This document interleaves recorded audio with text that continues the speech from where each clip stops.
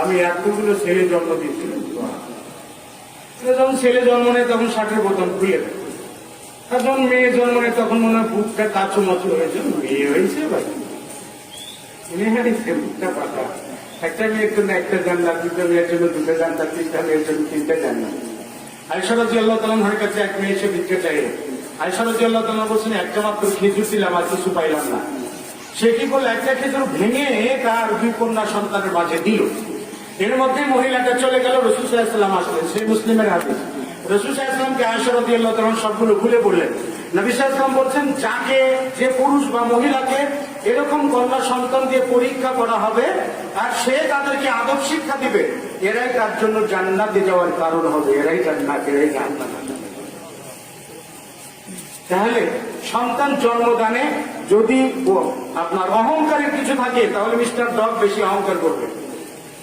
মানুষ একবারে কয়টা জন্ম দেয়? একটা। আর মিস্টার ডগ একবারে কয়টা দেয়? এই জন্য ওর পরে পোশাক পায় না, কি করে? তাহলে সন্তান জন্ম দেওয়াতে কোনো কৃতিত্ব নাই, বরং আমার সন্তানকে আমি তাওহীদে পরিচয় করিতে পেরেছি কি না, আমার সন্তানকে আল্লাহর সঙ্গে পরিচয় করিয়ে দিতে পেরেছি কি না, এটা হলো সব থেকে মুখ্য বিষয়। আল্লাহ তাআলা বলছেন, ওয়াইন্নী খালাকতু ইবাদি, আমি আমার সমগ্র বান্দাকে তাওহীদের উপর সৃষ্টি করেছি।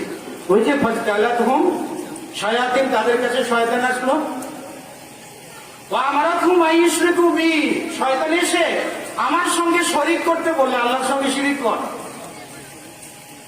যে বিষয়ে কোনো ডকুমেন্ট আমি প্রেরণ করি নাই, অন্যায় ভাবে আমার শিরিক করার প্রতি শয়তান যখন আদেশ করে, তখন আমার বান্দারা ঠিকই শিরিক করে। তাহলে আমরা শিরিকে নিমজ্জিত হই শয়তানের প্ররোচনায়।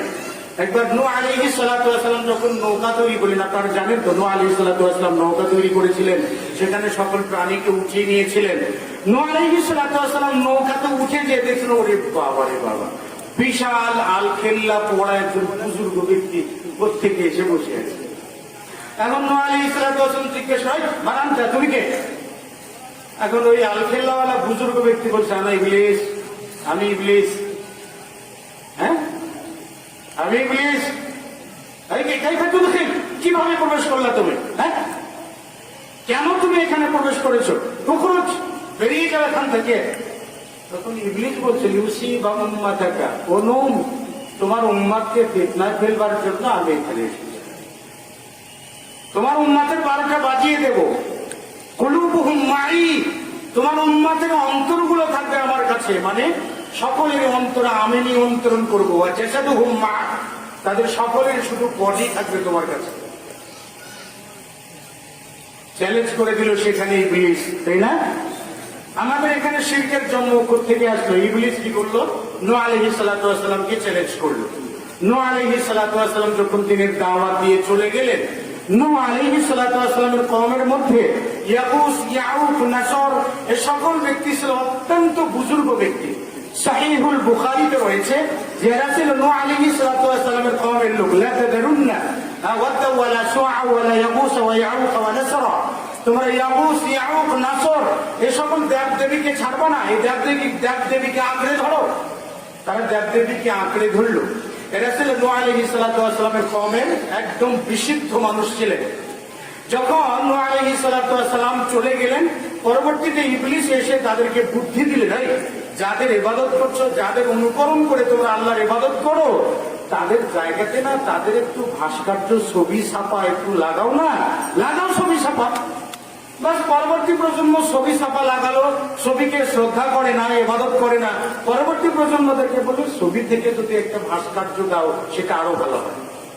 হ্যাঁ, পরবর্তী প্রজন্মের লোকেরা ভাস্কর্য নামক মূর্তি দাঁড় করানোর পর যখন এই মূর্তি কবে, কখন, কিভাবে, কেন প্রতিষ্ঠিত হয়েছে, এই জ্ঞানটা যখন মানুষের মধ্য থেকে চলে গেল, তখন ইবলিস এসে বললো, এগুলোরই পূজা কর, এগুলোর মাধ্যমেই তোর আল্লাহকে পাবে, এগুলোরই পূজা কর।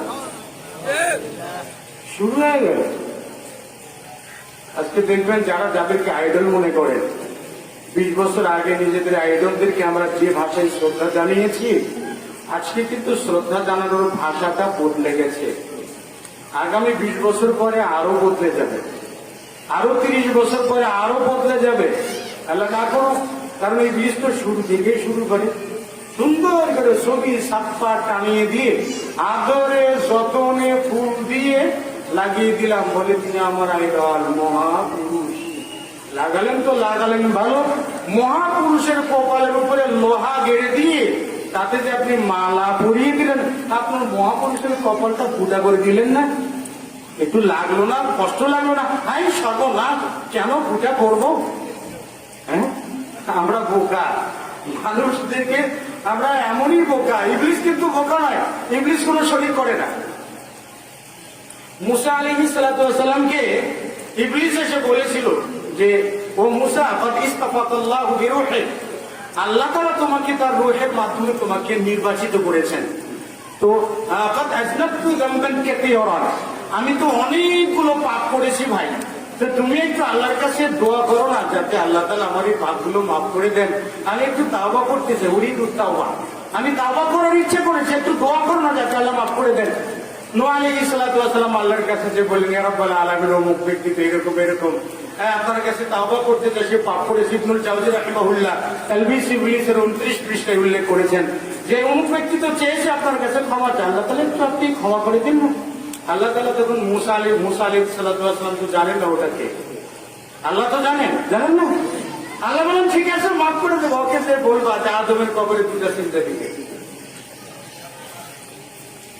এখন মুসা আলাইহিস সালাম এসে যখন বললেন যে আল্লাহ তাআলা বলেছেন তোমাকে আদম আলাইহিস সালামের কবরে দুটা চিন্তা দিতে হবে, ইবলিস প্রচন্ড রেগে গেল। পেয়েছো নাকি? আদম জীবিত থাকতে ওকে চিন্তা করি নাই, আর ও তো মরে গেছে, ওকে চিন্তা করবো নাকি? আমি আবার অবস্থায় অস্বীকার করলো, অহংকার করলো না, মরা মানুষকে কখনো চিন্তা করবো না। কি বুঝা গেল? ইবলিস কখনো কোনো মাজারিতে চিন্তা করে না, ইবলিস কখনো কোনো মূর্তিতে চিন্তা করে না, ইবলিস কখনো কোনো ব্যক্তিকে পূজা করে না, বরং অন্যকে দিয়ে পূজা করিয়ে নেয়। কেন? এর মাধ্যমে সে আল্লাহ তাআলার জায়গা থেকে সরিয়ে শিরকের পথে তাকে পরিচালিত করতে পারবে। নূহ আলাইহিস সালামের কওমের সময় মূর্তিগুলো দাঁড়িয়ে গেল, সেই মূর্তি একটা থেকে অনেকগুলো হয়ে গেল। ইব্রাহিম আলাইহিস সালাম চলে আসলেন, শাম গোত্র থেকে তিনি ছিলেন। নূহ আলাইহিস সালামের ছেলে ছিল 4টা, শাম, হাম, ইয়াফিস, কিরাম। শাম গোত্র থেকে সে আসলো। তাহলে ইব্রাহিম আলাইহিস সালাম এসে যখন দেখলেন তার কওমের লোকেরা শুধু মূর্তি পূজা করে, শুধু মূর্তি পূজা করে, তিনি বলেন তোমরা মূর্তি পূজা করো কেন? তখন বললো আমাদের বাপদাদারা করেছে তাই করি। এই আমল বিশুদ্ধ করার ক্ষেত্রে আমাদের কেউ আছে না?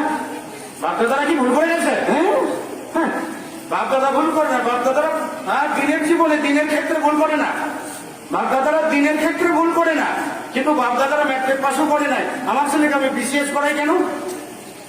কেন করাই? বলে বাপদাদারা ভুল করছে, তারা পড়ে নাই, কিন্তু আমরা সেই ভুলটা করতে চাই না। বাবা, ছেলে কি এডুকেটেড পার্সন হবে, এজন্য বাপদাদারা ভুল করেছে, এই জায়গায় বাপদাদারা ভুল করে। আর দিনের ব্যাপারে আপনি কি কি ভুল করছেন ওগুলো বাদ দেন, সঠিকগুলো করুন। হ্যাঁ, বাপদাদারা কি ভুল করেছে? মানে কি 2 চোখের 1 চোখে লবণ, আর 1 চোখে তেল, আর 1 চোখে বালু সবই বিক্রি করে ফেললেন। এইরকম লোকের ইসলামে করবেন, এইরকম লোক দিয়ে ইসলামে কোনো কাজ হবে না। আসলে বাপদাদার দোহাই দিয়ে চাঁদিতে উঠে পড়ি।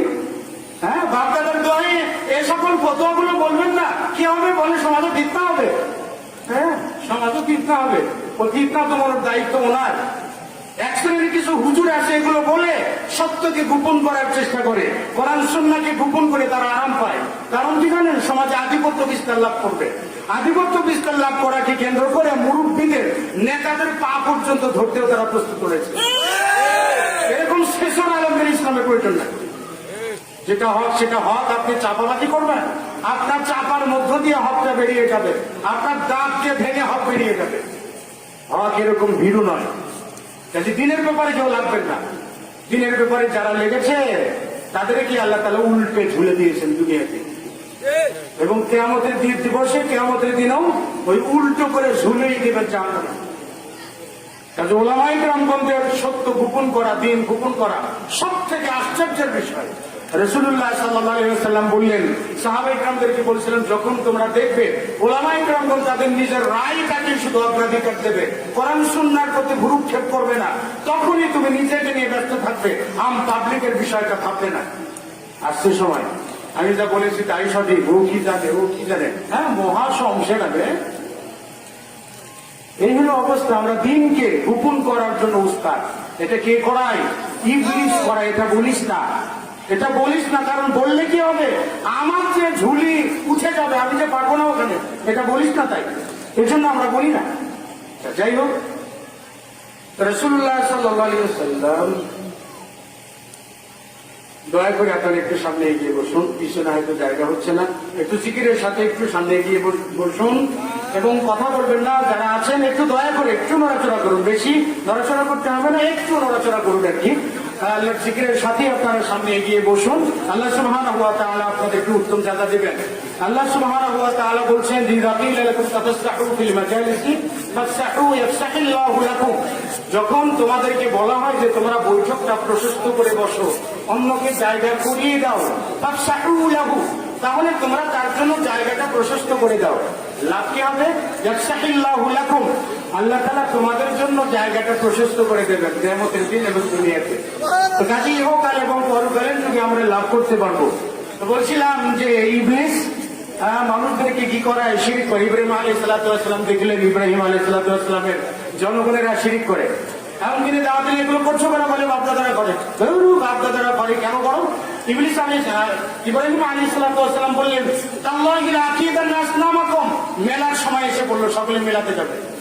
এখন ইব্রাহিমকে বললো, ইব্রাহিম চলো যাই। ইব্রাহিম আলাইহিস সালাতু ওয়াস সালাম বললেন, আনা সাকিম, আমি অসুস্থ, যেতে পারবো না, তোমরা যাও। ইব্রাহিম আলাইহিস সালাতু ওয়াস সালাম সে বললেন, তারা সকলে চলে গেলেন। ইব্রাহিম আলাইহিস সালাতু ওয়াস সালাম মনে মনে বললেন, তাল্লাহি লা আকিদান আসনামাকুম, আল্লাহর কসম করে বলছি বেটা, আজকে তোমাদের জন্য একটা রণকৌশল সাজাবো। তাল্লাহি লা আকিদান আসনামাকুম, হ্যাঁ একটা চক্রান্ত করবো যাতে তোমরা দেখতে পারো। তিনি কি করলেন?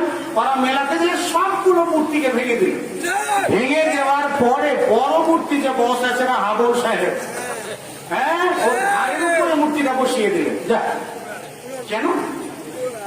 এখন পুরাটা বসিয়ে দিলেন, কেন দিলেন? যাতে ওদের দৃষ্টিটাও বড় বসের কাছে পাঠায় যে বসে এই আকামগুলো করেছে। এখন ইব্রাহিম আলাইহিস সালাতু ওয়াস সালাম তিনি নিজের মধ্যে নিজে বসে আছেন। এরা এসে বলছে যে এইগুলো আমাদের মূর্তিগুলোর সাথে কে করেছে? হ্যাঁ, বললো যে ওই ইব্রাহিম নামক একজন যুবক আছে, ও এগুলো পছন্দ করেন, হয়তো এইগুলি করেছে। দেখো ওখানে লোক